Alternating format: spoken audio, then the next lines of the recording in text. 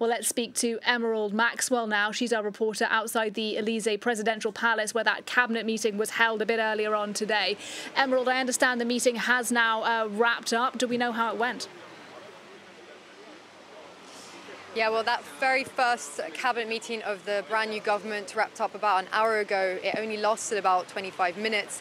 It was really just a meeting and greeting of the new ministers who they were only finalised over the weekend, of course. And as new Prime Minister Michel Barnier said earlier, now is the time for action, not words. So they need to get on with the work.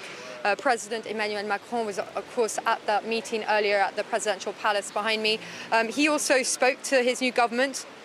And he called for solidarity and said it was time now to pull together. It was time for ambition and courage, and also for dialogue, obviously, amongst each other, but also with the French people, and who he reminded them hadn't all voted for this government, because, of course, it is made up mostly of centre and right-wing politicians who didn't win the popular vote. They didn't come first in those snap elections a couple of months ago. That was the New Popular Front, the left-wing alliance, but they do not figure in this new government at all. There's only one left-wing figure in this government, who is the new Justice Minister. His name is Didier Migaud. He's an independent left-wing figure.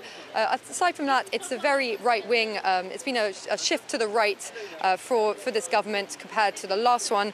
And some of the new faces we have are Bruno Retailleau, who we heard earlier, he's the new Interior Minister. His priority, he said, was order. He's actually quite a controversial choice. He's known for his hard right views, and it's very controversial for those on the left.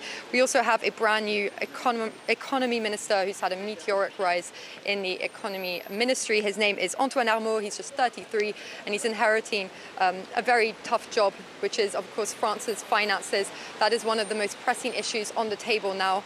France has a deficit of nearly reaching 5.6% of GDP this year, and that is one of the priorities for this French government.